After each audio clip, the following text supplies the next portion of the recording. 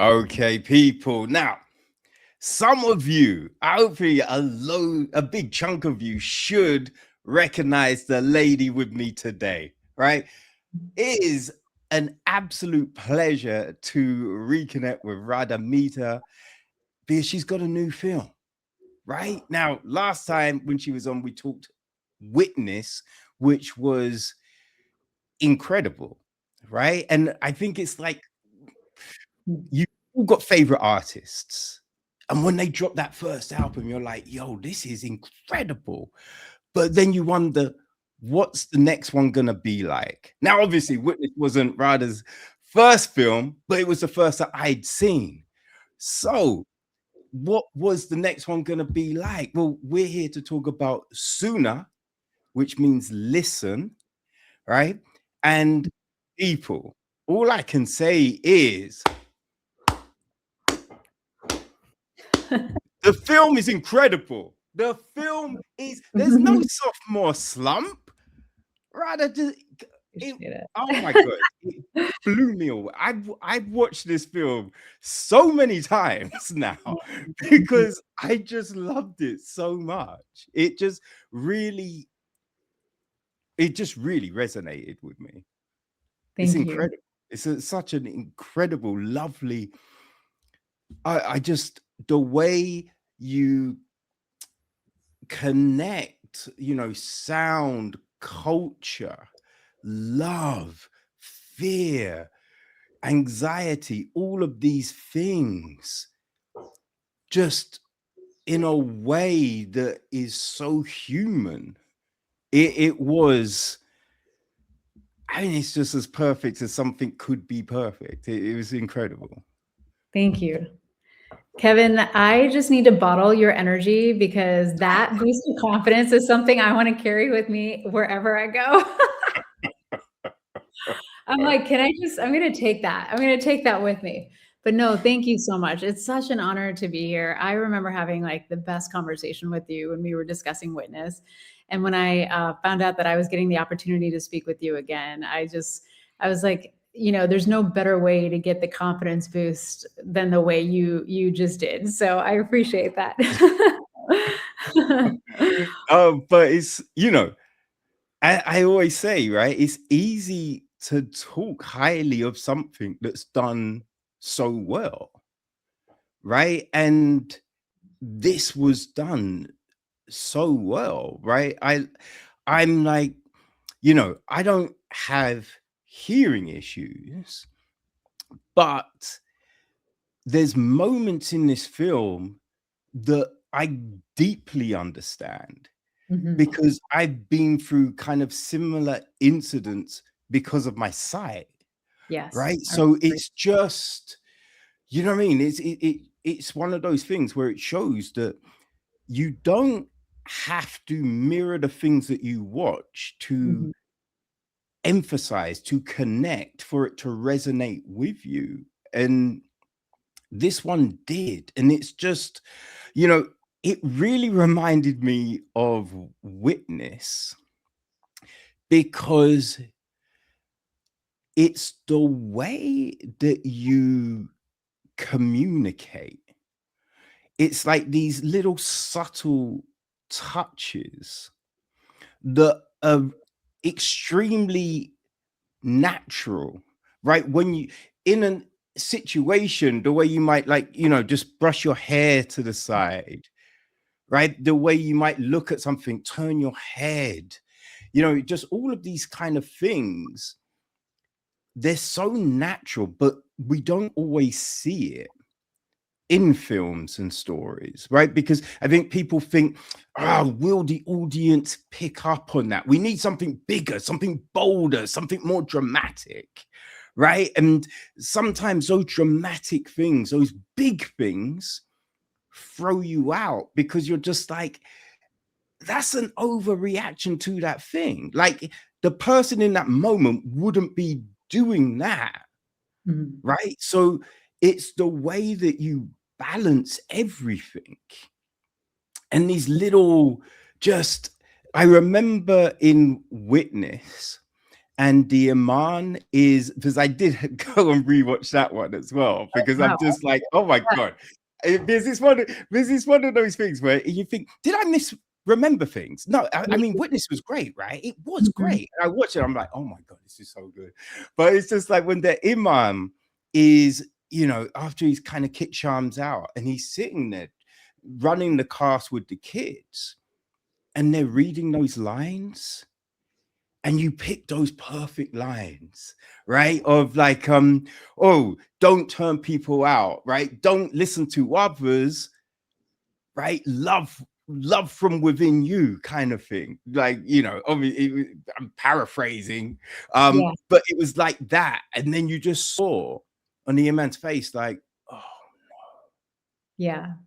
And it was then really he's holding a mirror to him. Yeah. Yeah, and then he's making the call, but at first, like, I don't know. I think you kind of, you know who he's calling, but it might be someone else. And as we fade to black, you just hear Iman, and you're just like, oh yes, oh my God, yes. Yeah. And it was just this perfect moment. And in SÜNNA, we had these similar moments, like at the end when the mum sits down on the piano.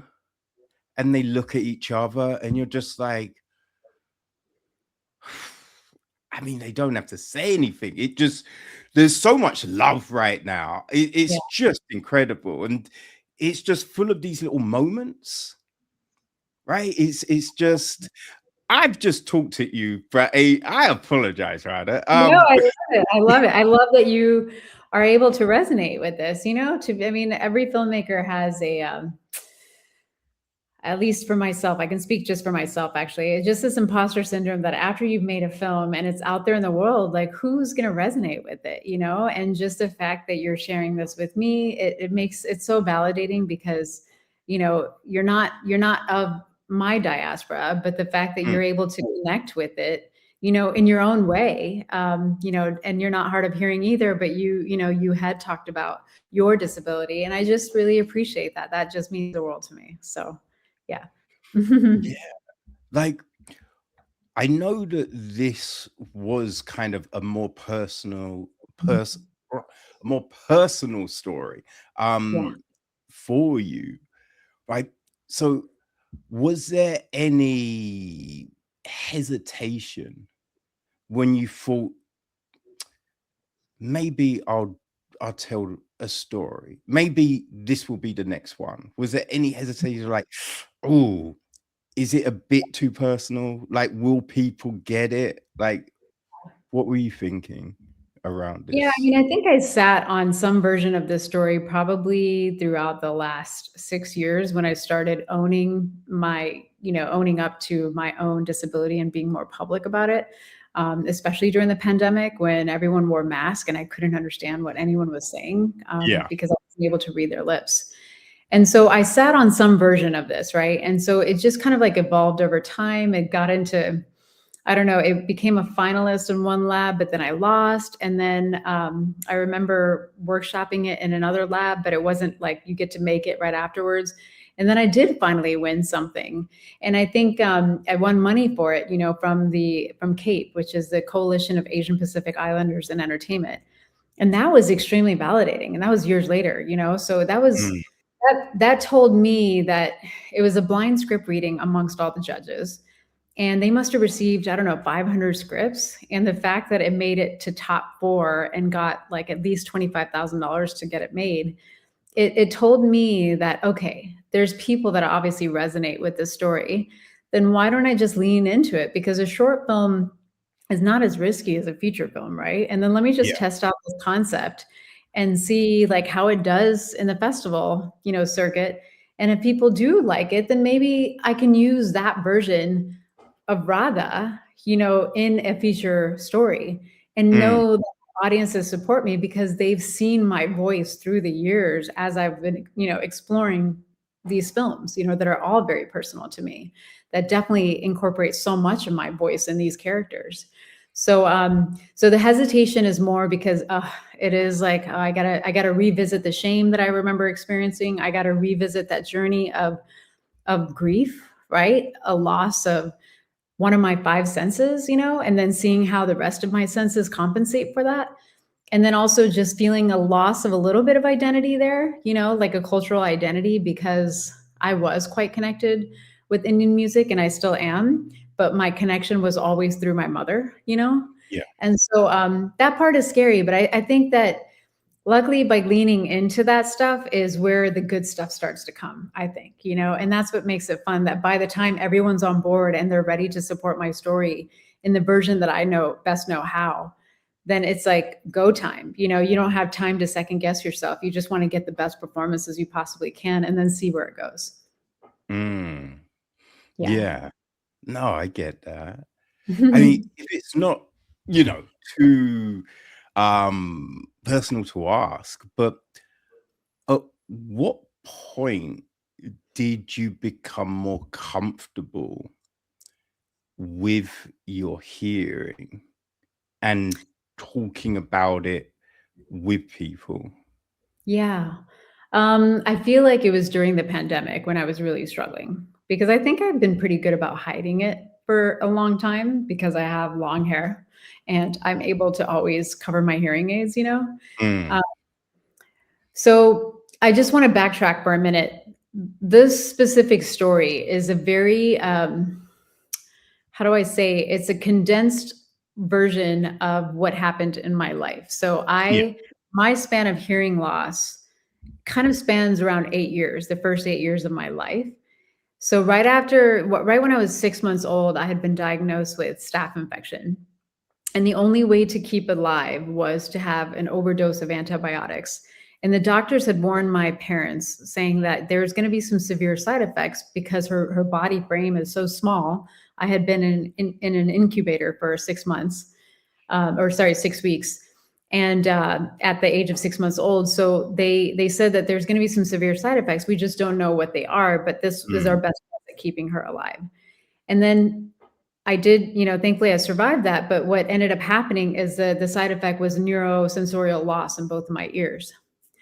And it took my parents a while to realize that I had, severe hearing loss, and the degradation had just been continuing from that point onwards, right? And one of the things is that my parents are immigrants, but I was born and raised here in the US. I barely spoke when I was a kid. And they didn't necessarily see that as like any kind of a speech delay. They just saw me as a quiet Yeah. child. And it was hard for them to recognize that perhaps I was a little bit behind in speech compared to my peers because they were still really perfecting their own English, right? And then it was not until when I was around 7 years old, a guidance counselor had recognized that I was pretty good on paper in terms of like math test or anything that didn't require speech.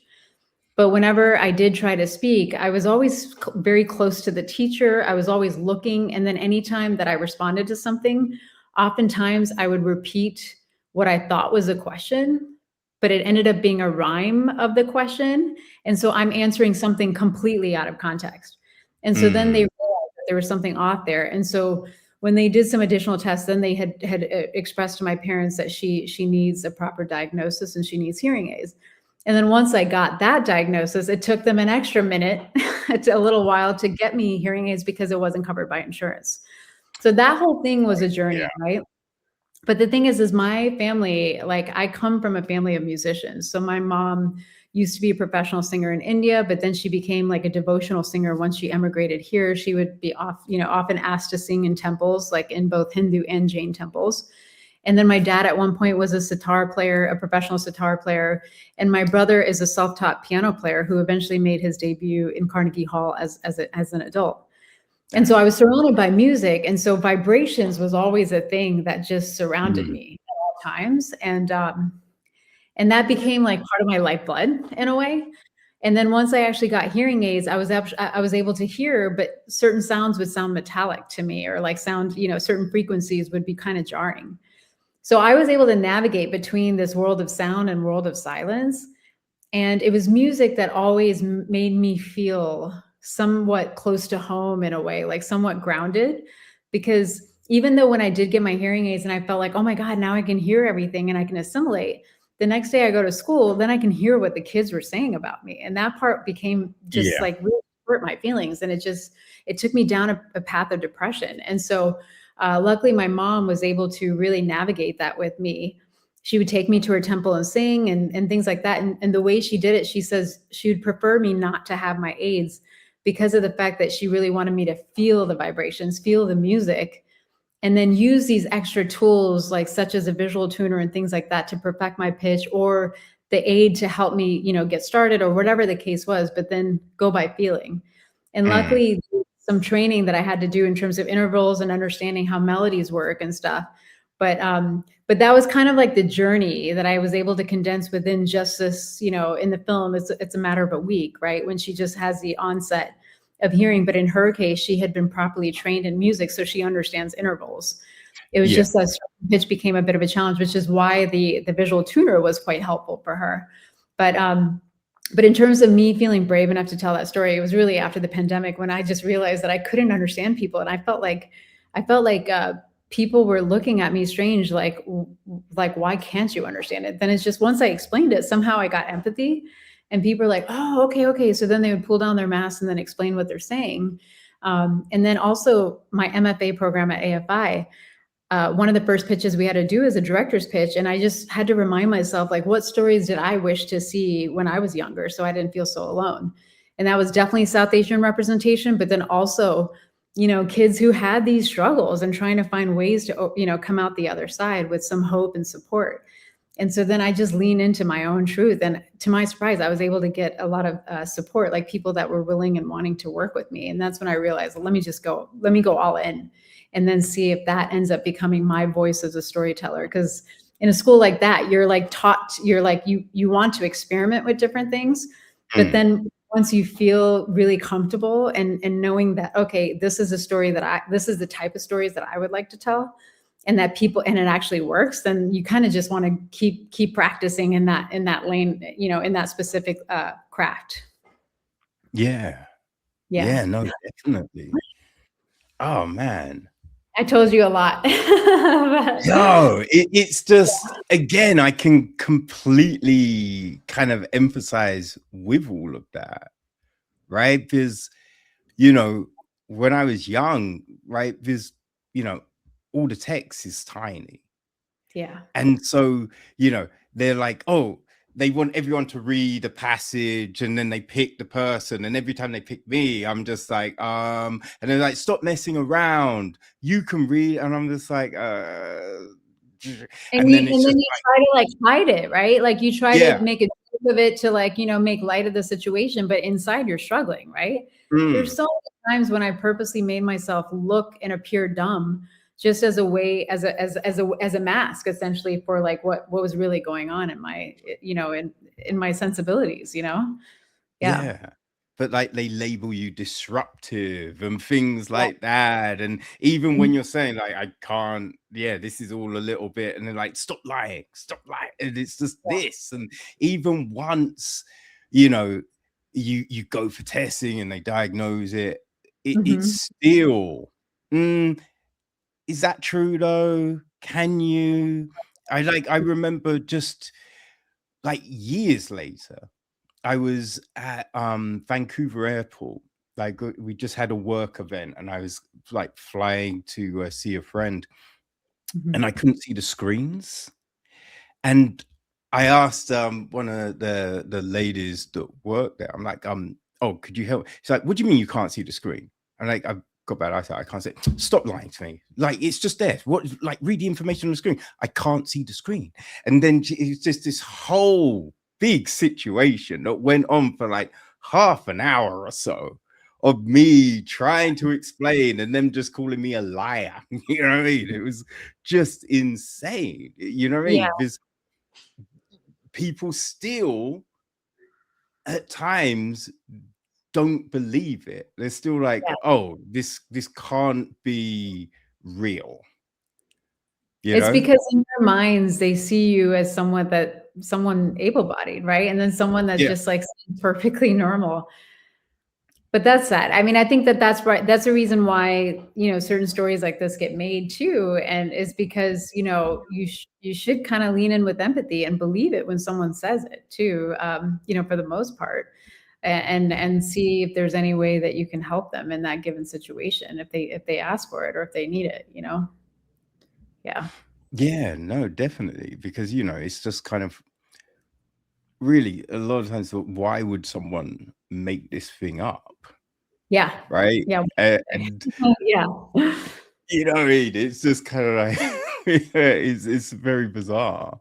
But Yeah. I think it is very important for stories like this to be out in the world. Just because I think a lot of times you watch some things and things happen so easy for people a Yeah. lot of the time. Even in films, right? Where someone might be like, oh, we want to have a baby. And then Mhm. a week later, it's like, we're not pregnant yet. Oh no. And you're just like, Yeah. well, that's not a thing. You know what I mean? Like for some people, it might take a couple of years, right? But they For at least, simplify yeah. these situations. They make them like really odd. So Mhm. it's hard to really believe in everything that happens. And so it's just like, I think people, they want to see it how they've seen it, Yeah. right? How they And so understand. if it doesn't fit that Mhm. template, then it can't really be a thing. Yeah. Yeah. And that's what we're trying to change for sure, is that open their minds a little bit. So, yeah, you and me. You know, with this, it's like at the begin. Well, I'll just say, I kind of wondered, Mhm. does the mother kind of, has she been wondering about this with Lashmi? You know what I mean? Like with the Yeah. hearing, because there are these moments, and you're Mhm. just like, like when they're in the temple and they're Mhm. singing, and oh my God, just the hand on the knee. Yeah. That's Yeah. like such Yeah. a powerful little moment, because it's kind of like, the mum's just like, oh, Mhm. and it's just like, I was hoping this was gonna go better, but Yeah, yeah. this might be, it might be a thing, right? And so she puts the hand, and it's just like, Don't worry, I've got this, I've got this." Yeah. And you understand that she's doing it out of love, Mhm. but then, oh my God, Mhm. like I've got to say, like the cast were incredible, Yeah. right? Everyone's, did a fantastic job, but Aaliya, um, whoa, like Yeah. the expression on the face, right? Mhm. The eye flicker, the mouth, like just all of these things, like you just really bought the emotion in that moment of the shame, the fear, the just like, oh, what's going on? Why? Yeah. Like, why? There's all of these things just in these few seconds that were on her face. She did this incredible job of just selling you on everything that's running through her mind. Yeah. That that was Yeah. just like, whoa. I appreciate that. Yeah, this was her first, lead role. And fun fact, the mother and daughter are real life mother-daughter, you know? And so the chemistry works, or I think the Right. chemistry works. Yeah, And no. it was amazing what she was able to evoke on camera. And it's Mm, very different than musical theater, right? Musical theater, you have to project, you have to enunciate all your emotions because basically when you're on stage, you have to make it noticeable to all the people in the back. But on camera is so sensitive. And it was just the subtle things, that we both dialed into. And I'm just grateful, and of course, I have to thank my editor as well. My editor and I worked tirelessly to make sure that of all the footage that we had, we really dialed into those subtle moments to then mm, carry through. and we trust our audience too, you know? And so that's why it's like we never felt, you know, I personally never felt we had to over explain anything. And sometimes I go the opposite direction where I don't explain enough. And that's why I have my team to say, you know, you might want to try to take that explains XYZ, and then that way you have it, you know? So I'm grateful Yeah. for that. But yeah, you know, I was just really, I was happy. And I feel like it was a bit of a team approach between me and the mother and the daughter, because she has, you know, there's obviously a shared love between them two and the way they interact and their dynamics, you know, as a true mother and daughter, but then kind of leaning into what my story was too, like the way I am very close with my mother, and kind of just letting them elevate it to their own way in a way. And it's just Yeah. like made my just, you know, the less I speak as a director, the better. And it just made my job so easy, you know? But I do think though, right? Because I don't know, a few people say that, right? Like, look, I don't have to say a lot. I can leave it up to my actors to do this thing. But I just Mhm. think because we've all seen like great actors in roles where it just doesn't work, Mhm. right? So That's true. you Yeah. understand that it's not just a case that anyone can direct them. You know what I mean? There's a Yeah. comfortability on set, right? There's Yeah. a comfortability and understanding of a story and of what they need to do for this story. So Yeah. when you see these incredible performances, that is in part because a director like yourself has created an environment where they can be free, where they can express themselves, where they can be vulnerable on camera to, Yeah. you know, millions of people that will be watching, and all those people on set that might not understand exactly what this scene is or something. So they're just like, oh, what's happening here? And they have to do this thing. And you've created this environment where they can do this thing. And so, Yeah. you know what I mean? These incredible performances, you know, you might not be there going, no, move to the left and, you know, do it, but you've given them enough so they can do this. Yeah. Yeah, no, I appreciate that, and I'm very grateful that it reflects on screen, in the way that you took that. I know I've been very fortunate to be surrounded by great teams, for all my films, and I very much go into it as a family. So I'm a mother myself, and it's just one of those things that you need kind of like that nurturing mother figure in a way.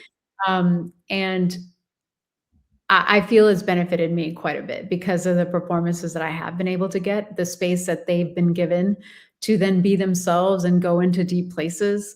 And I feel that the way my films so far have resonated with audiences that have come up to me afterwards to share their own personal, you know, experiences and why they resonate with these stories.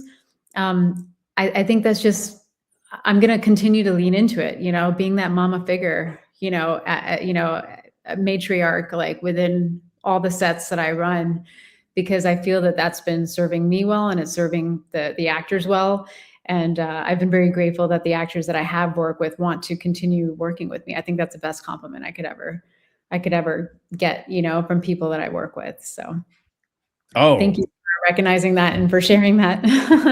yeah, no, I think it's, you know, I think repeat, you know, colleagues is definitely something that I Yeah. think is a clear indication of what you do. You know what I mean? Because if you were a tyrant, if people left set and were like, I don't know if I can do this anymore. Oh yeah. She's a beast. It's like, oh, it's Mhm. killing Yeah. me. Right? If they're thinking that, they're not coming back for the next joint. You know what I Yeah. mean? So it's just like the I'm fact grateful. that people want to work with you and just, Thank you. you know, as I said, like from watching Witness to this, Mhm. like the performances are just incredible. So the fact there's no drop off in quality right? It's still that high echelon of perfection that you are definitely doing something right. So yeah, just keep being you, keep doing what you do, Yeah, because damn, it's working so well. I love it. Thank you. Yeah. Next up, my future. You got to make sure you interview me once I ever get that done. So When you get that done. I Another thing that really I think is a clear thing that you see with these films is the intersection of culture Mm. within and the things that you show, right? It's not like, you know what I mean, forcing anything of it, but you have these like beautiful shots of the temple. It's like when they Mm. just walking up the steps to it, and then just these little interactions with culture Yeah. before they start singing, the praying and the and they go and it's just all of Yeah. these little moments. It's just beautifully captured. And you've Yeah. got I love I really love the music in this film. I tried to Shazam it, and Shazam's like, I have no clue what this is. And I'm just like, Yeah. God I damn think it. this is- Yeah, for sure. But I No. just all of these things is just, oh man, it was just well chosen, right? Thank They just add to the layers of what we are watching. And Yeah, no, thank you. I love yeah, it. Yeah, I'm just, when I'm watching, I'm just like, I love this, but yeah. how does that choice, like, where does that choice come from, right? Where is because within the story, I can think, okay, let's start off with Lashmi at the piano. Mhm. That will work, and blah blah blah blah blah. But then when you're thinking, then we have this shot of the top of the temple, and then we pan down, and then we see Mhm. them walking up the set. I'm just like, that works so well, but where does that come from? Yeah, where does it come from? Yeah, Yeah. like where was that thought of this will Yeah. work? Yeah. Yeah. So, the temple was very central to the story. And I was very grateful, thanks to my producer, Pallavi Sastry, to be able to land to us that temple. But crazy thing happened that we were like our original shoot date was when the Pacific Palisades fires happened. And Oh, Malibu was right in the center of that. And so at that time, I thought, well, I don't think I'll be able to make this film because that temple was central to my story. And who am I to make a film when the world is burning down? And, with the Cape deadline that we had in terms of delivery, in order for me to keep the $25,000 that I had already spent to be able to make that film, I had to follow through with protocol to make sure that we did shoot it. Right. So I was feeling this insane pressure. And then also this conflict within that is just like, I don't feel morally right to be able to make this. Right. But mm, then it was 2 weeks later when things started to settle, the Malibu temple hadn't been touched. It was a sacred place that had not been touched, even though it was in the middle of all of that, you know? whoa. And they had shared that, okay, we're ready to come back to the temple and we're willing to allow you to film.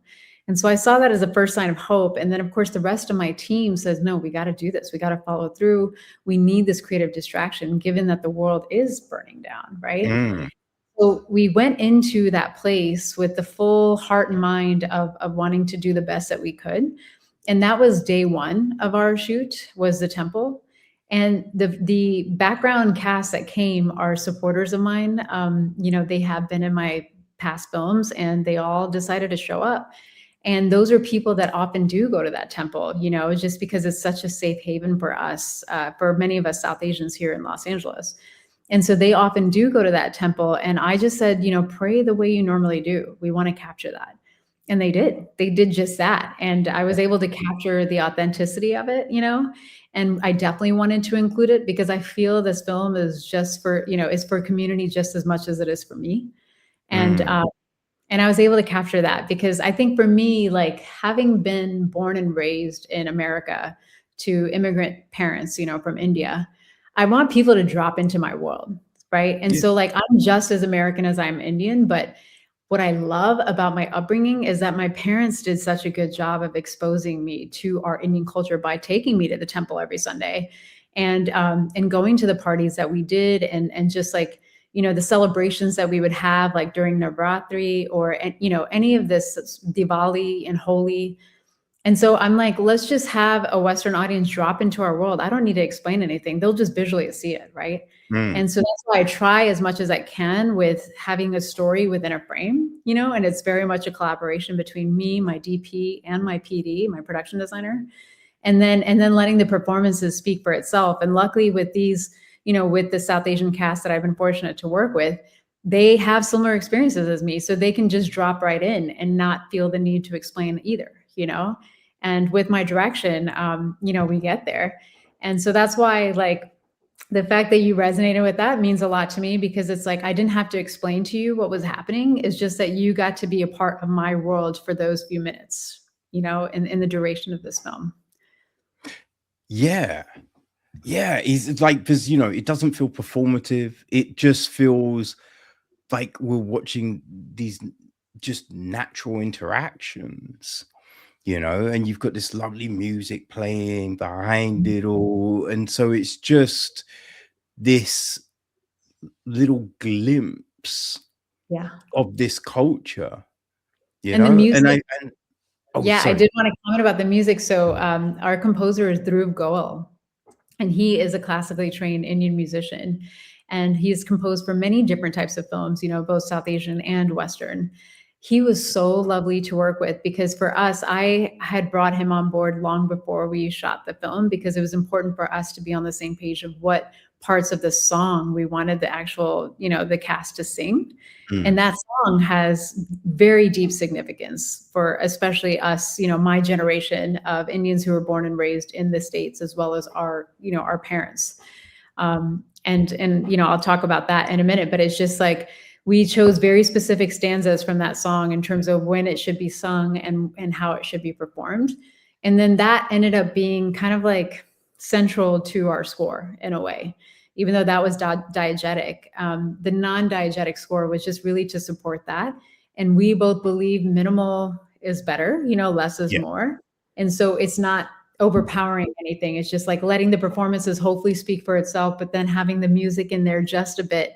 And he leaned into ancient instrumentation, like a certain instrument that he had is one of the very few in the world. And we were able to use that. And I felt like, wow, like I felt so empowered when I was able to do that. So yeah. No, I think that's a big thing, right? I get very frustrated at times with mood music, right? You're watching something and they're playing this cloying music in the background of two people that are in love, and it's just like, I get they're in love. I don't need this music to kind of hammer it over the head, with the fact I think we figured this is meant to be scary. We don't need the music. Let the scene speak for itself. And so with yours, it's not music that's going, you must feel this, or, it's just music. And so it works really well because it's not trying to force an emotion on you. It is, just part of the layer of the story of that moment. Yeah. Yeah. And that is important because I don't want music to ever be a tool that manipulates an audience. I would rather it be a tool that makes them feel like soothes them in some way, but it doesn't complicate the emotions that they may already be feeling from the performances itself. Yeah. Yeah. No. So I think, I very much enjoyed the music with this. With creating the score and everything like that, what were the kind of conversations around it, and picking the song that you did, Yeah. like, why that song? Why that song? Yeah. So it was quite a few different conversations, and I learned so much when I work with my collaborators, and we wanted a song that we could come back to throughout, like it becomes a motif throughout the film, Yeah. because it's only like it became only a 13-minute film, right? But it's just we wanted something that could start and then be the middle point and then have a whole different meaning at the end. And that specific song is something that many from my generation who are Indian specifically, definitely specific, I mean, South Asians in general, but Indians for sure, we know that song because it's a song that Mahatma Gandhi had repurposed during the independence movement from the Right. British. And it was a song that the original melody was, I believe, from Tulsidas in 16th century. And so he had repurposed it as a way with lyrics that would help. The ideal way would be would unite both Hindus and Muslims. And there's specific lyrics in it that Aaliya, that our Lakshmi sings at the very end, that would be an ode to respect for, to respect to the Muslims within our culture. And then the beginning at the temple, it was respect to Hindus within our culture. And it's just a song that's like an earworm to us, like when we sang it as kids, we would sing it at temples, we would sing it at home, whenever people were around. It was just an easy song for all of us to sing. And so we just wanted to lean into that. And we, of course, because it's such an old song, we had full licensing, like we didn't have to seek any licensing for it. Yeah. It just turns out that this mother and daughter, they just sing it their own way. And it just sounds very soothing to me, like very pleasant to me, because there's faster versions of it, but we decided to slow it down. And I don't know, just that once we made that decision, then what Dhruv helped me with was, the Western beginning, like on a piano, which is a very Western instrument. She, as a young girl, represents my Western side. And so she's playing her version of that just a little bit with just few keys, right? Like just a few of the chords there. And you get a sense of what the song could be. But then, of course, you hear at the temple the very Eastern way, in terms of the way the mother sings on the tampura, which is an Eastern instrument. You get that contrast, right? So it's almost like she represents the traditional side of me, and then Lakshmi represents the Western side of me.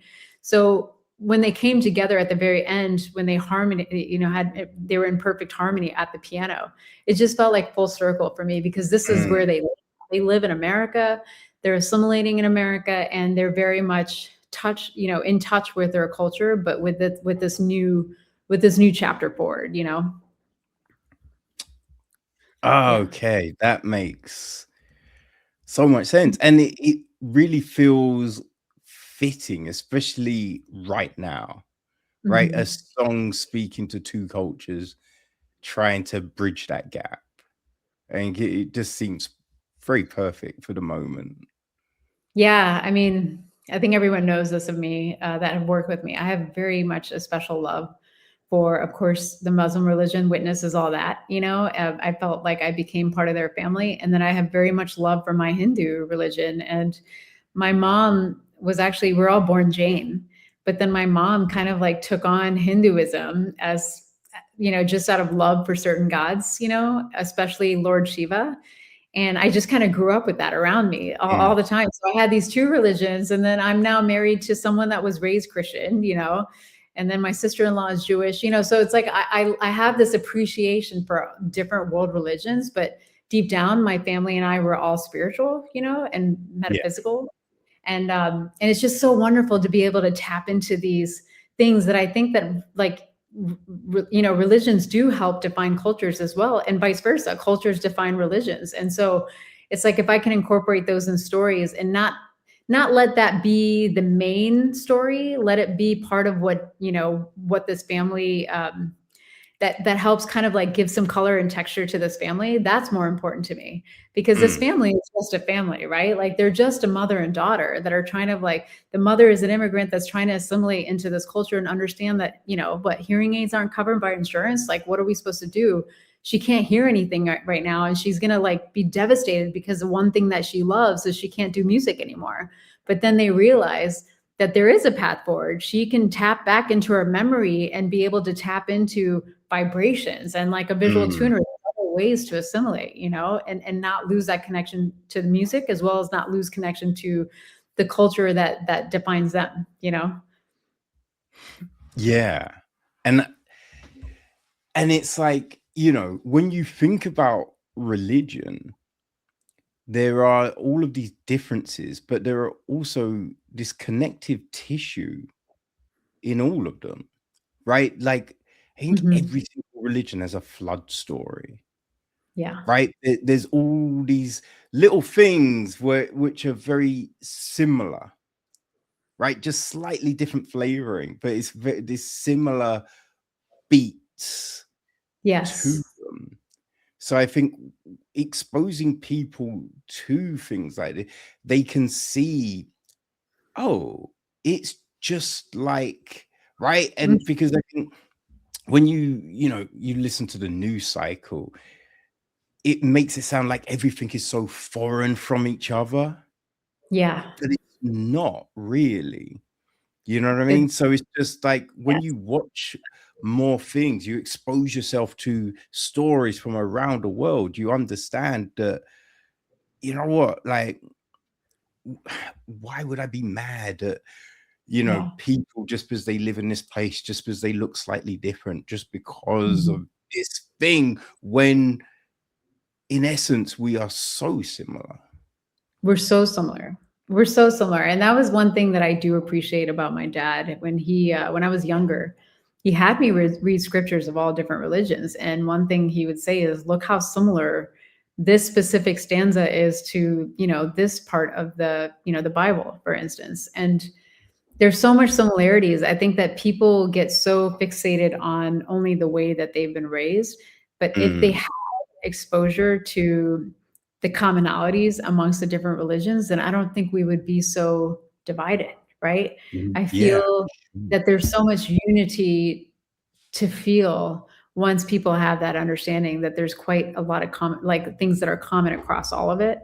And for me, I don't know, like I think that I always lean into what I find to be so beautiful about these different religions. Like in the case in Witness, like the mosque was so sacred where we filmed, and it was so special to us. And even though there was a personal dilemma that was experienced in the story, he turned back to the roots, right? The root of like how we should be kind to one another, and how, you know, we serve as witnesses to each other as who we truly are.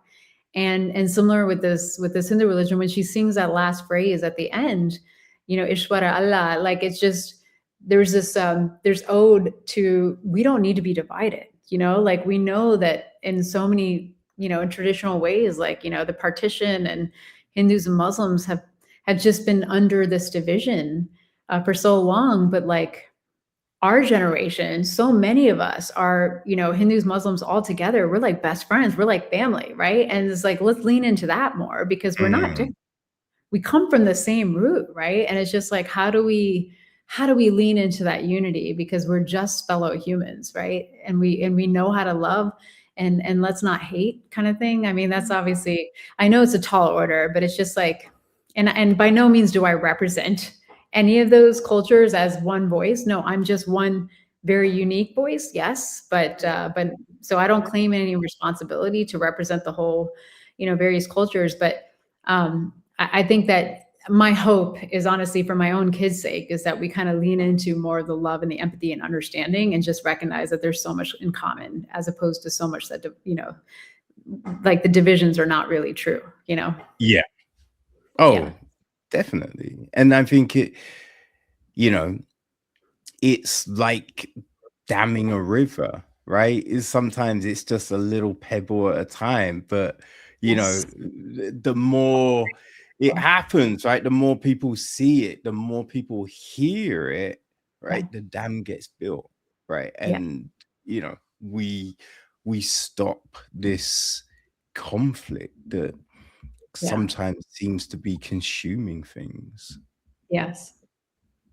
Yeah. Mm. Yeah. And that's what I kind of appreciate about my, you know, I'm going to be selfish for a second, but I appreciate that about my disability is that I can kind of just tune out the noise of the world by Mm. literally taking my aids off or just turning down the volume. And I love that I can do that because I can thrive in my silence, you know, and, but at the same time, when I need to tune back in, you know, then I tune back in. But, yeah, I just wanted to say that there is a lot of chaos and a lot of noise out there that, you know, us storytellers are having to navigate. And sometimes it becomes really, really challenging. So it's just like we can lose our voice through the process, you know? Definitely. Because I think, you know, you're told a story should be certain things, Mhm. right? And people won't understand certain things, Mhm. right? And then when you see a storyteller who breaks the confines of this, you're then told, oh, but only they can do that. Right? Mhm. No one else could be able to pull that thing off, right? That's a unicorn right there. So you must follow these guidelines, this template. Mhm. And it's just like, you know what? If people just kind of ran with the things that they feel more, Mhm. I think we might get better stories, Yeah. right? I think we might get things that resonate more. You know, Yeah. it's just like Matt Damon and Ben Affleck talked recently about, you know, constraints that Mhm. Netflix put on regarding a studio and the thing regarding a story. And the thing being, right, they said Netflix, but you know, it's not just Netflix, It's all the right? studios. Other Mhm. studios for sure probably go, I don't know if the audience will get that beginning. Maybe we should change it here. Maybe we should probably end it at that point. You know what? I'm not sure that's a good family unit for the film. Let's bring in this actor or make them this race or this religious domination or but all of these kind of notes are coming from every single studio. Yeah. You know what I mean? It's not just one, right? Yeah. Like, you know, I think people want to make it sound like, oh, there's this one person doing it because it's just easy, right? And you know, you're mad at streamers, so it's just like it's easy to be like it's them, but Yeah. it's everyone, right? And I just think if people had more freedom Mhm. with stories, I think things would, you know, resonate a little bit more because sometimes there's things, you know, that you watch and you're like, I mean, that's nearly there, right? But if they had just maybe done this other thing, maybe it would have worked more. Or then there's other things, and you just think, why aren't people talking about this more? Yeah. Right. And it's like this odd thing, and people talk about superhero fatigue and this Mhm. fatigue and that fatigue. And I'm just like, I don't believe in any of this. Yeah. Right. I just think at times the story just wasn't great. Yeah. You know what I mean? Or the way you promoted the story wasn't great. Right. Mhm. So how can people connect with a thing if, do you know what I mean, your message was muddled from jump? Right. So it's just allow a bit more freedom, Yeah. allow a bit more leeway, right? Don't think that audiences are dumb, Yeah. Audiences you are know? very, but yeah, I mean, I think that push and pull will always be there. I think when you're navigating these, especially big studios where they have numbers behind them, they see the actual metrics of who's watching and who's not. They're obviously appealing to an audience that may not be watching the screen the whole time, that are, also, navigating between the screen and then their own phones, and having to keep that attention span so that the moment that they look at their phone and they come back to the story, they still know what the story is. That's where subtle beats can't work, right? Like the subtle beats you and I are talking about within this film, it just won't work in situations like that. So I feel for the filmmakers that work in those circumstances and they feel that push and pull and they despise it, but I also can feel for the streamers that they want to keep audience engagement high, and then they have to make really sensational stuff, which may not be for, a filmmaker like myself, and that's why I really respect and admire, the independent film industry. I do feel that it's going through its own changes in a lot of ways. It's kind of having to rediscover itself, in terms of like, is it an indie that appeals to commercial, audiences, or can we remain indie that still appeals to actually just worldwide audiences that want true stories? They want stories that feel very true to life, like of what they're actually experiencing. And those are, those are the films that I wish could get more financing and more support. I think it was Cord Jefferson when he won the best screenplay for American Fiction. He had said that, this was my first time directing, and it was something to the extent that if you gave $10 million to 5 filmmakers, $2 million each, then imagine the stories that could come out of that, as opposed to funneling, 50 million or 100 million into one film, right? Yeah. Just imagine like that kind of support. You'd have a whole new wave of amazing stories that I think that could really feel so true to life that people can resonate with, and that people can eventually call classics over time. It doesn't need to be these huge blockbusters. And yeah, there's definitely some shift happening within the indie film industry that's necessary. And I think that with these mergers, on the rise, it's becoming very singular of a voice up top, that I think it should give rise to the smaller, the smaller studios that do promote color, stories of color, or, stories of disability, or any of the different things that really are true to life. If they're given more power in this situation, then I think that there could be a rise to more diverse storytelling. And that's my hope. I hope that, with all these mergers, have your mergers, do all that, be the studios and the big, whatever monopolistic, whatever the entities that you want to be.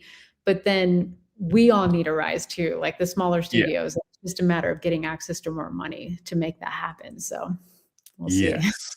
That's the thing. It's the dreaded budget that is like trying to get those funding. And I think that shift, right? A lot of the traditional funding routes have kind of disappeared and shrunk over the years. So we're seeing these different shifts, as you say, within the indie scene. So it'll be interesting to see what happens, but I think we are still getting fantastic stories come through, and people finding a way to get their stories out there. So it's just, there is like, I don't know, people sometimes talk about, cinema being dead and, things like this and this whole shift and movement, but I still feel that there is so much fertile ground. Right. For great stories. And then when you get to watch things like SÜNNA, you are just like, oh, man, whoever says like we've run out of ideas and things like that, I mean, like, people need to stop, because there are these incredible stories, there are these incredible directors and writers, that just are waiting for the opportunity. And I think that's the joy of doing this, right? Being able to see these films, to have these conversations, because it's just like,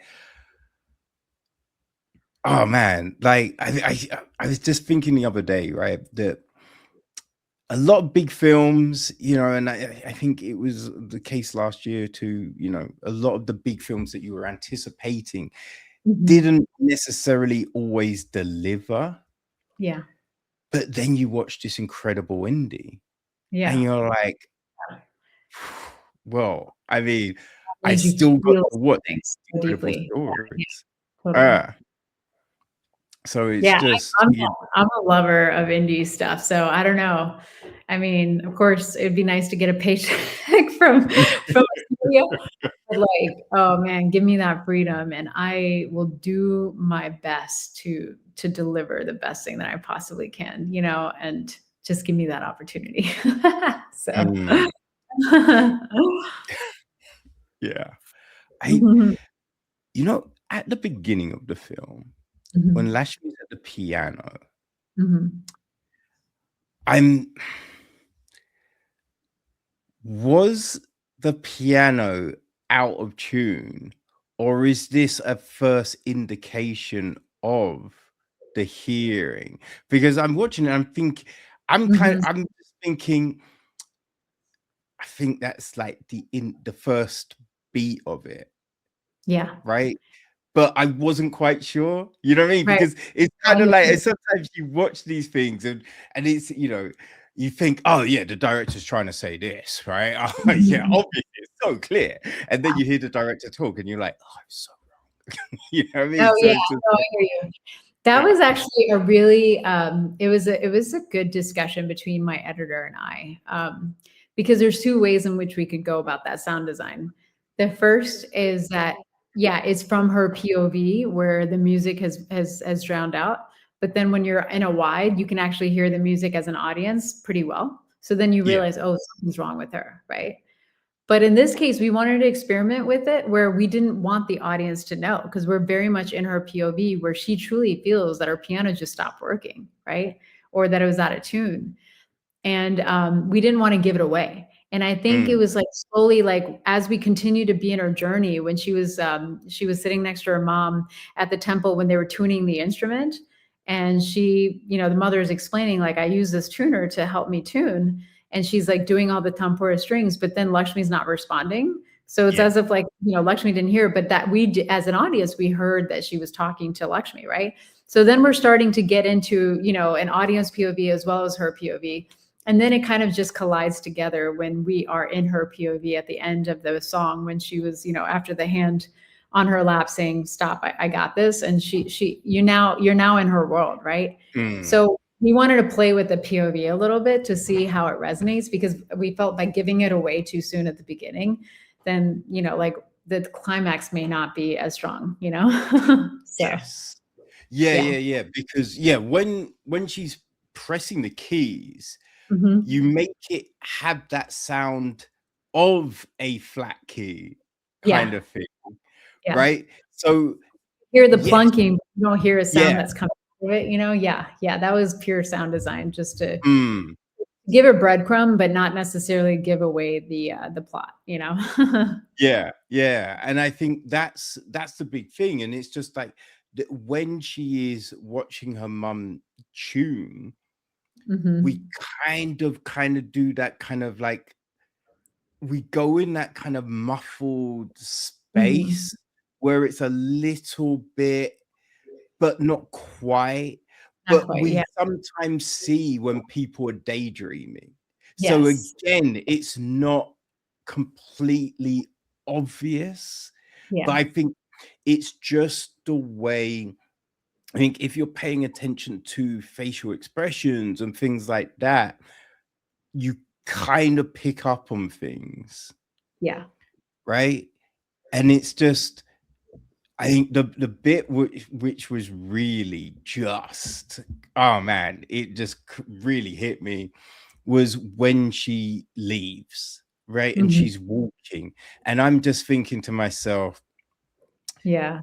okay, if you can't hear everything, there are so many things that are indicators for like danger and worry and panic and all of this kind of thing that you have to pay attention to.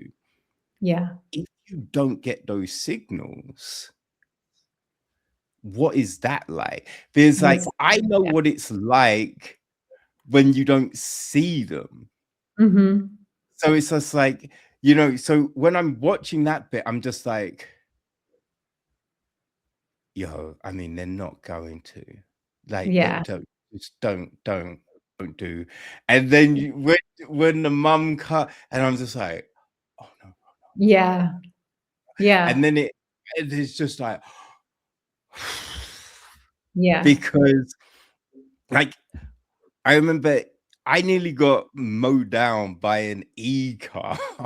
Oh, by a Tesla or by, yeah, an electric. Yeah. Yeah.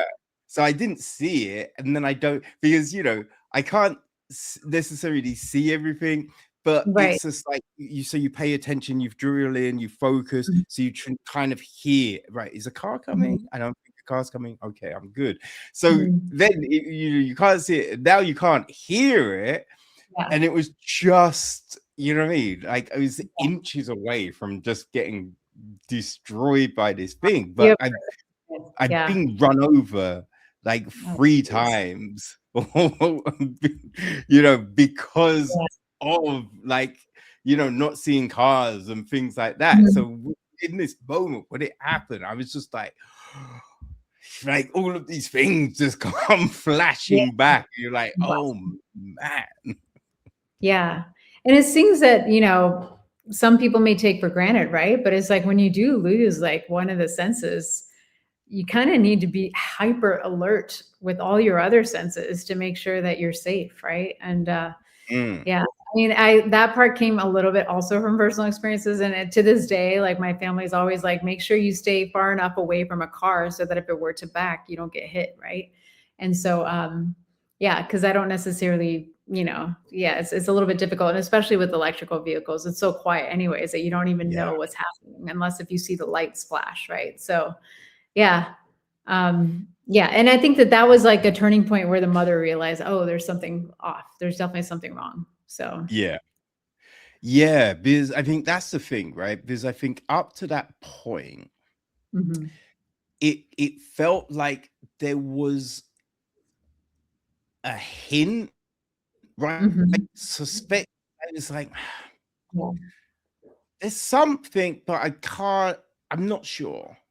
Right. And I don't necessarily want to like envision it into reality. Right. If I speak it, maybe it is true. If I don't, maybe it's not. Right. So you kind of think, is this the thing? Right. But then when you have that moment, right, because she is doing all she can to like indicate, be safe, be safe, be safe. And so it's just like, now you know, you have to believe, right? You can't be Dana Scully anymore. You gotta believe, right? So it's just, that was such a, you know, big moment. But then it's just all the things that came out of that, right? Like the bit when we just see them lying on the bed together. Yeah. And it's just like, it just resonated, like this love, Yeah. you know? And then when she gets up and she looks around, and there's all of these images, all the photos, the family photos on the wall, but they all are embedded with music. Yes. Right? Like, it hits home what this is, right? How pivotal this thing is, and what the loss of this thing could be. So when she gets up and, right, you see her trying to find her way through the thing. So she goes to the drums and bum, bum, bum. And then I love the fact that we see the tuner all the way through, right? It's there. You know what I mean? It's like, it's in plain sight throughout, but you don't necessarily understand how pivot Yeah. yes, that's it. Mhm. How it Yeah. is, you know, to her kind of reawakening. And so Yeah. then when she like you're like, oh man, oh, that's incredible, right? That's so that's Yeah. so great. And it's just like, and then she's playing and the mum cut, and you're just like, boy, Oh, I like, love that. Thank yeah, you. It was it's definitely an emotional scene to film because there was a lot of South Asians on set, and because we also know the song, and it was just, they have such, in our opinion, they have such beautiful voices, and it was just like, mm. hear them all day. So, yeah. Oh no, it's Mhm. you know, sometimes like you watch things and you think, that was a bit too long, right? Mhm. If only they had shortened that a little bit. You're just watching, you're like, I wish that song could have gone on for longer. Like, Yeah. like, is there a director's cut? Like, come on, man. Like, give us more of this. Yeah. Yeah, it just brings back memories for me and my mom, so yeah. No, I appreciate you sharing that. That's great. Really lovely. Oh, no. So once you finished, right? So you've shot all of these scenes, and Mhm. as we know, that's just the first part, right? So then you have to go and edit it all together, right? And Yeah. find that through point.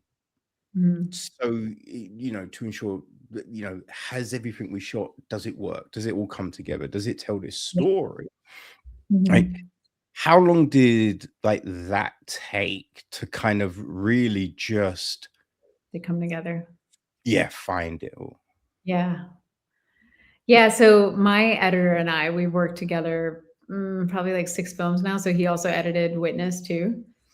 And that first week where we look at the assembly and then, we start working on our first cut, I'm pretty much like crying in the sense of not necessarily in a way that like, oh my God, this is so good. No, it's like usually like, what did I do? I failed my people, like I failed everyone. And it's just because, like that's just part of the process where you're like, oh Mm, my God, like I messed up or whatever the case is. And then it's just over time, we had a very tight deadline on this one because we shot later than originally planned. And yeah. then that compressed our editing schedule in order to make the final delivery for the screening, the private screening. And so we just like worked really hard on it together and like met more frequently, and we were able to get through, just rounds after round of like just leaning into the subtlety. And by the time we got to our sound design team, like where we got to watch it, it was already picture locked at that point. That's where, in my opinion, magic happened, because once they started playing, and the specific designer that we've been working with is Juan Campos. He had just finished a project for a hearing aid company, and so he understood frequencies. Like he understood like, if you have this type of a loss, then you're missing out on XYZ frequencies, right? Yeah. Yeah, He yeah, was yeah. knowledge into this because all I'd have to explain is that at this point, the way you're going to fade out is you can hear the frequency of a pluck, right? Mm, But you hear like the tapping, but you can't hear the frequency of the actual sound of the key, something yeah. like that. And so he was able to work with his team where like they like did like a weird like muted effect on just the key, but then you can actually hear the plunking. And so, whatever Foley was necessary to help make that happen, like it was just really, that's when like it came back alive to me. And I think this is my second film that was hard of hearing related, and it was just it's really being able to communicate a vision to the team in order to get it shot, but then trusting yourself that the sound design is really where it all comes together. Because mm, in our opinion, 50 like sound is 51% of the film, whereas the visual is 49. And so and that's honestly, that was my favorite part of the journey, is once we got to that and like being able to put Dhruv's music to it, it felt like I was able to come out the other side and say, okay, I feel proud of this, yeah. we gave it all and it's coming out like, you know, just something that I can always share with my children for sure and say, hey, you know, mom directed this, and it's a very personal story. So yeah. That is like the crazy thing, right? You know, sometimes you hear that something was meant to be, Yeah. right? Like Mhm. this sounds like it was meant to be. You know what I mean? Because there's the fire, but the temple doesn't get touched. Yeah. And Which there's is, still like, come and film, right? Your sound designer has just worked on the hearing aid oh, paint. crazy. Yeah. Like, how serendipitous is that? That Totally. is, Yeah. I think that's the big thing, right? Because if someone says someone has, you know, is hard of hearing, you Mhm. just assume, oh, they can't hear anything, Yeah. right? But I think it's only in recent years with things like those loop earbuds, Mhm. Mhm. because it's just like they separate different sounds. Yeah. And so it's kind of like, you know, you don't really hear people talk about like that degree of things, right? Mhm. The nuance of sound displacement. Yeah. So I think when you have things like, you know, loop and this other thing, it becomes more in the mainstream, like Yeah. more people have a tad of understanding of what this is. Yeah. You know what I Yeah. mean? So There's a it huge Yeah, there's a huge spectrum within our, you know, mm, range within our community, right? There's deaf that you absolutely cannot hear and you have to rely on sign language for communication. But then, you know, to hard of hearing at various levels, right? And for me, it's probably 40% hearing. Like if I took my aids off, I can only hear 40%, but things sound muffled. A sound of an AC generator becomes very prevalent, you know? yeah. Um, and so reading lips just becomes my safe space, right? And so there's quite that range, but then within that spectrum is also like the certain frequencies. Like some people can hear basses, you know, pretty well, and then Mm, some people can hear like really high pitched frequencies really well. So there's that. But I feel like the first film that got me comfortable with anything to do with this world is Sound of Metal. Like I think that they did a stellar job, you know, in terms of obviously they won the Oscar for sound design and sound mm, editing, but it was just like such a wonderful way to tap into this world who's just been diagnosed with, you know, with a hearing impairment, and know what that feels like, you know, and then the metallic sounds, you know, which is not too dissimilar to also hearing aids with certain frequencies. So it was just like I was just so I felt so seen in that film. And Coda is different because that speaks more to, you know, the deaf community yeah. that rely just on complete they're on in complete silence, you know.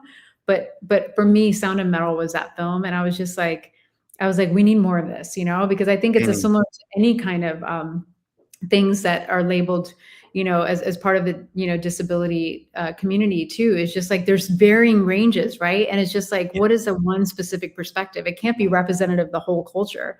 It's just what's the one perspective, you know, specific perspective that we can like learn from. And this was very much within my, you know, from my point of view. So yeah. Mm. But it's so important to see those different degrees because Yes. I think so often we're shown one aspect. Hmm. So everyone assumes that's it, right? Like, I think for the most part, autism is just shown one way. 100. Yeah. And it's like, And it's it's anything but that. such, Right. Yeah. yeah, there's so many different types, but they Yes. just show it one way. And it's just, Same thing with ADHD. I mean, that's yeah. very prevalent in what we talk about, you know, as parents to kids, you know, and it's just like there's not one type of ADHD, you know, there's varying degrees with that. Yeah. Hmm. Mm. Yeah, Yeah. it is kind of infuriating that we Mhm. don't show like different types, Yeah. right? 'Cause that It's also like, leads to biases too. It's just that if you think mm, that that's the only representation of it, then, you know, someone that doesn't know the world, then they'll only remember that version of it and they'll assume yeah, it, know, and that can be a bit of a prejudice, you know? Oh, Yeah. for sure. Mhm. For sure. Because I definitely feel that unless you have a white cane or a Mhm. dog, Yeah. people don't think that you've got any sort of sight issue, right? Yeah. Because that's the clear indicator. That's the Mhm. thing that they've seen and they know, and they're like, okay, so anyone that can't see, obviously they've got a cane or they've got a dog, right? If they Yeah. don't have those things, then they must be able to see, I must be right? able to see. And Yeah. so we Mhm. fall into those kind of things. Yeah. So it's just we need these stories Mhm. because it lets people understand there is this scope, right? It's not just black and white. There Mm. is this myriad of different ways in which we associate with something, Yeah. you know? And I think, yeah, the way that you do it, and it's just this sound design Mhm. that, you know, throughout the film, and that slight shift and gradient from the start all the way through, Mhm. like, which kind of, as you said, there's the ambiguity at the beginning, and I Mhm. feel it becomes more and more as it's becoming clearer and clearer what it is. Yeah. And I think that it's just, hey, what can you say? You know what I Yeah. mean? It's just Yeah. like it is just, I mean, this is such a clear example of fantastic storytelling. You know what I mean? Like when we talk about putting all the ingredients together, Mhm. you know what I mean? Like for something to come out the other end as that perfect dish. You know what I Yeah. mean? It's not too spicy, it's not too hot, it's not too, Yeah. Yeah. like, it's just, and man, when you see something like this that just does it so well, because you've got the sound design, like the cinematography, like Mhm. these shots, Mhm. they are wonderful. Yeah. You know what I mean? So That we is have all of these things. We have these little snapshots of these moments, like the intersection of culture. We have like even right. We don't have the dad in it much, Mhm. right? And when we have the dad, he's remote. He's Mhm. on a screen, but feels like a dad, right? It feels like a family. It feels there's times when you watch a family unit and you don't buy it as a family unit, right? You're Yeah. just like, this isn't a real family. Like, what are we watching? Like, who are they trying to kid? This doesn't feel all right. What's going on here? But even in those interactions, you buy it as a family unit, and it's just I don't even know how like you get to do that, Yeah. right? To make it work To have good that actors. Yeah. Yeah, no, I appreciate you saying because he was in a different part of the world, right? And, it was day versus night. But man, yeah, I'm just blessed, honestly. Like, I get my casting director does a great job with finding me the right people, and then the people that I work with are just so lovely to work with, you know, like, just in the case of that father, you know, it was a direct offer, but it was just someone that I had known in the community, and it's just like, he just got it, you know, like, I only spent an mm, hour with him, and that was it, you know? And same thing with the audiologist. I just described to my producer like what I remember my audiologist was like when I was a kid. It was someone that was not South Asian, but someone that had like a bit of a nurturing personality, but didn't quite understand our culture. But her yeah. lips, I just remember it was moving very clearly for me, and she was beautiful, and she found it. She was just like, all right, I got a list of Diaz for you. You know, it's like it's just I'm very lucky. I have to say that. So, you know, hats off. And the cinematography is by my dear friend Isu Shin. who had shot a couple of my other films. And I'm just blessed. Honestly, I just happen to be, even though I'm a director and I do a lot of the prep work, but when I'm on set, I'm like, go time, like everyone just do your thing. We got it, so. Oh man. No, this is great. This is great. So it's like you're having your world premiere at Cleveland. Is that So correct? it's my North American premiere or US Right. premiere. I get those confused actually. Yeah.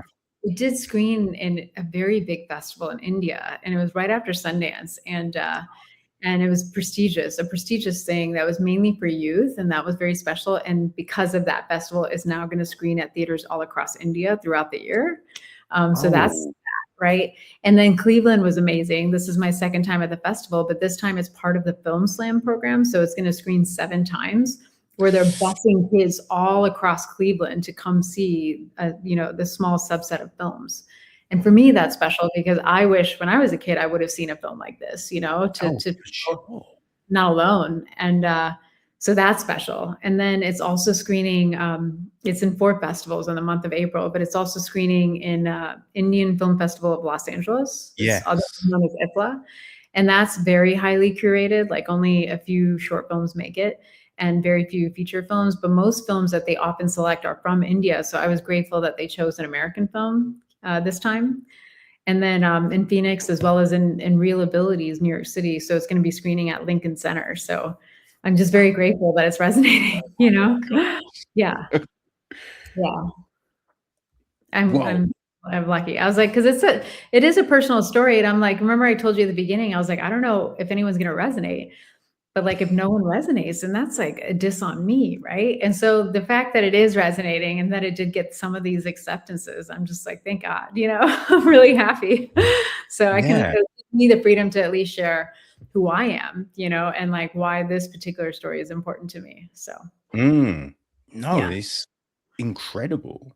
Yeah. That's amazing. And it just feels so fitting as well.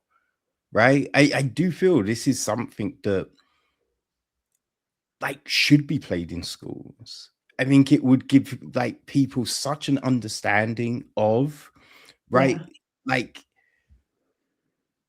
what hearing loss could be. Yeah.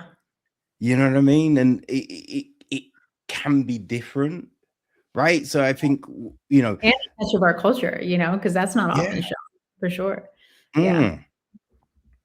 Oh man, no, this is fantastic, Radha. Yeah, This really is, and it just feels so fitting and perfect that you get to share this in this way.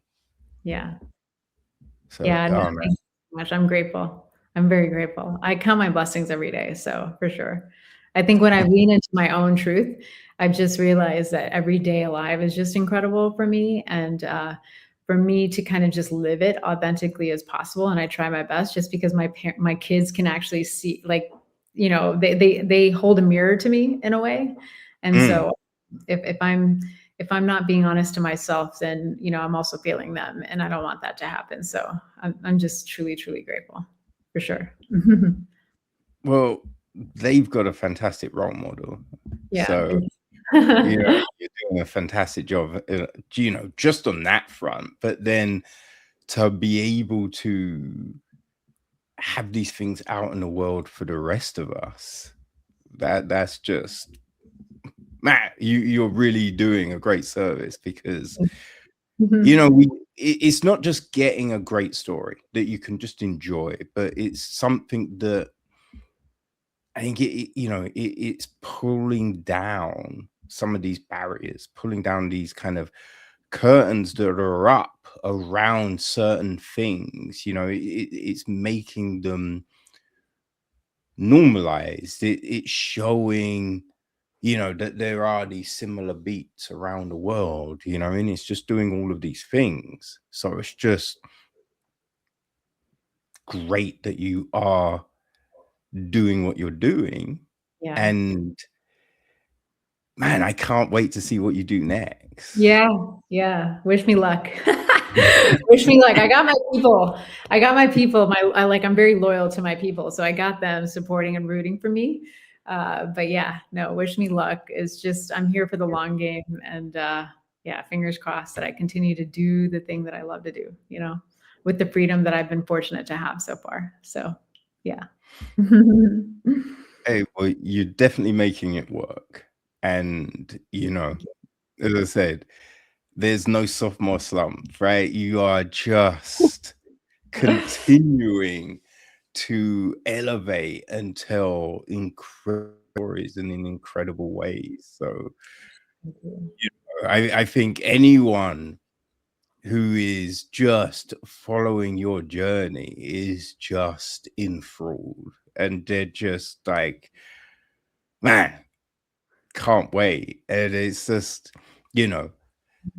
how can people, right, keep track of everything? How can they, because, we've got these April dates, but going forward, right, how can they keep track of where SÜNNA may be playing in May and June? Yeah, I don't have like a dedicated Instagram page for this film, but I do have my own personal account, and it's Radha Mehta, so RADHAMEHTA on Instagram. And that's kind of where I post a lot of updates on the reviews that I've been fortunately getting for this film, as well as like interviews like this. And then where, whatever selections happen and where they're screening, I just kind of share that. It becomes my marketing page in a way.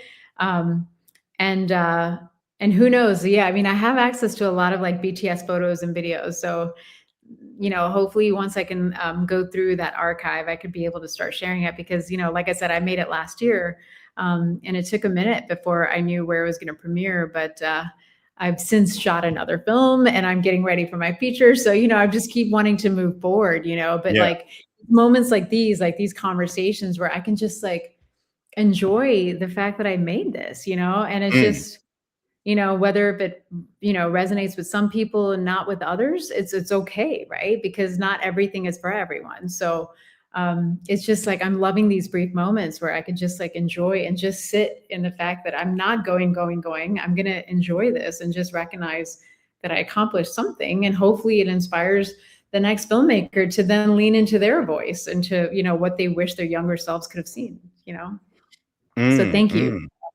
Thank you so much, Kevin. No, I'm just, so happy that you were, kind enough to come back. And I think that is the big thing. It's like when you make something, you create something. Yeah. It can feel a lot, right? Yeah. It's just, you've got just all these pressures and constraints, and you've done it. You've got it in by the deadline, but there's always these thoughts like, could I have done this? Could I have done that? Could I have? And, I think there's a part of you that understands this is good. Yeah. But it's hard to fully comprehend it in the moment. Yeah. And it's not until you take a step back, you know what I mean? You go on to something else and then just reflect on, and then you be like, you know what? Yeah.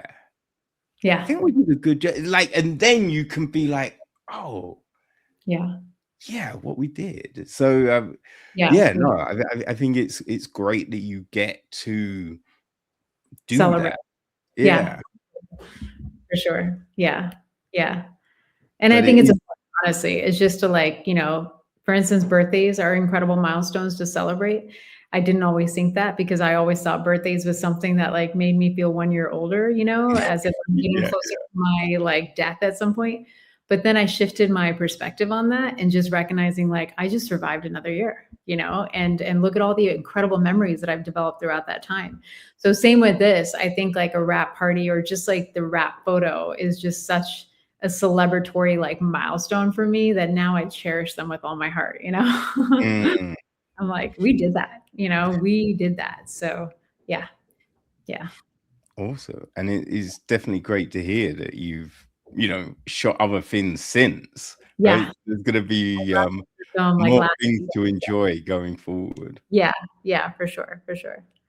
Absolutely. Ah, tremendous. Well, I'm, you know, I've kept you a while, so I'm gonna let you go. So thank you. I I really appreciate your time. I really appreciate you letting me, you know what I mean, see your film and just have this, you know, another great conversation with you about it. So thank you so much, Radha, and Thank you, Kevin. I appreciate it. it's fantastic that you're in all of these places, and you know, I mean, your film is getting all of these opportunities to shine and just introduce itself to the world. So I'm extremely happy for you, and yeah, I'm looking forward to when we get to do this again at some point. Yes, I look forward to it. I'm gonna put that in my vision board, like have a conversation with Kevin Scott again. So I gotta make something. Yes, absolutely. Thank you, thank you, people. So on the webpage for this episode, there will be all the links for where you'll be able to see SÜNNA and follow Radha, so you'll be able to find out where it might be showing at a spot near you. And definitely, most definitely do it, because if you haven't had the privilege of watching any of her stuff previously, it's an experience. It is it is this incredible human embrace of a thing. So you'll want it in your life, people. And once you have one, you will want more. And so you're gonna go back to the back catalog, just check the things out and just get on this train, because there are some unique voices, you know, in storytelling, and Radha Mehta is definitely one of those. So, Radha, thank you so much for your time. Have an incredible weekend, and yeah, keep doing everything you're doing, because your uniqueness is the thing that resonates so loudly in this world, and it's incredible to have it. So thank you. Thank you so much. Okay, I'll see you. Take Bye. care. Bye.